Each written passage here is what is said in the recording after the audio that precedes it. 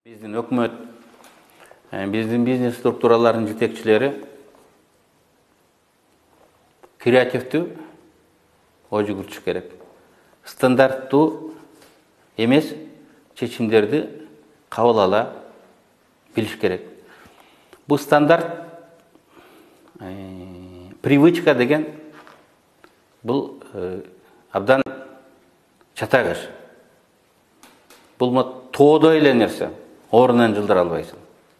Кашайып ошол атадан балага калган көз карашты айтып, ушундай болуш керек деп тура бересиң. Жаныңда башка чечим турса, аны таптакыр көрбөйсүң. Мен мисал катары бир түрмөдө болгон окуяны айтып бергим келет.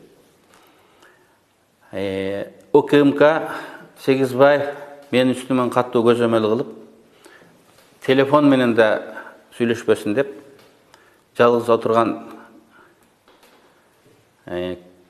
камеранын үстүнө потолокко видеокамера коюп, ар бир квадрат сантиметрди көзөмөлгө алып турду.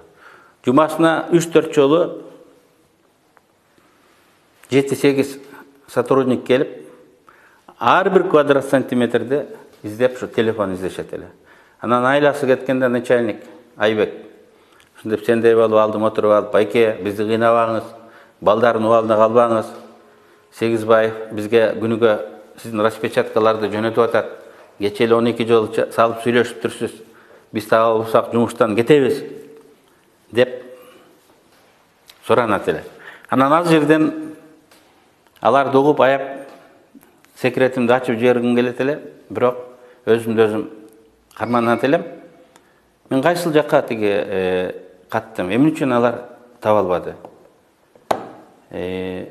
Менин алдымда мына карвалол турат, мен жүрөгүм ооруган үчүн кээде ичем.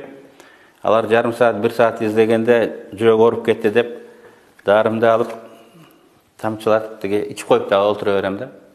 Аны издешет, таппайт. Анан мына карвалолдо инструкциясынын ичинде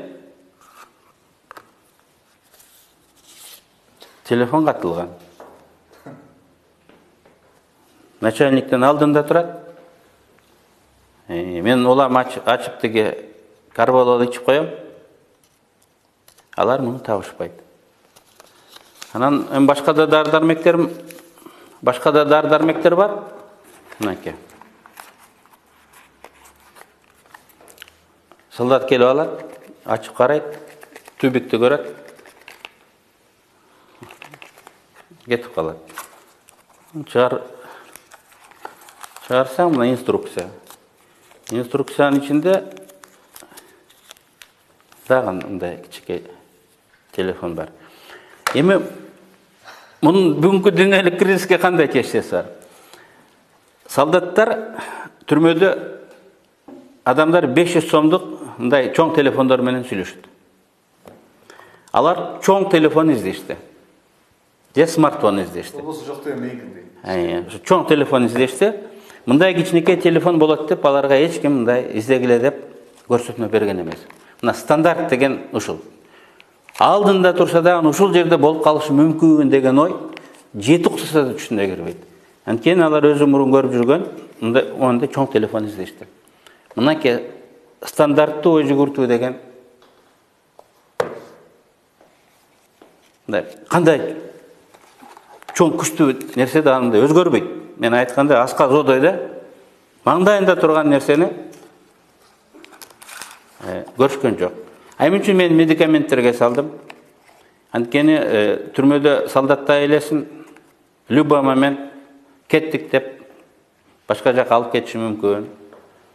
Султотап карцерге камап коюшу мүмкүн. Бирок сен ар дайым зарыл болгон медикаменттерди жаныңда алып жүргөнгө укугуң бар, ошолорду көтөрүп мындай алып кете аласың. Ошон үчүн булар башка жерге катылбастан именно медикаменттердин ичине катылган.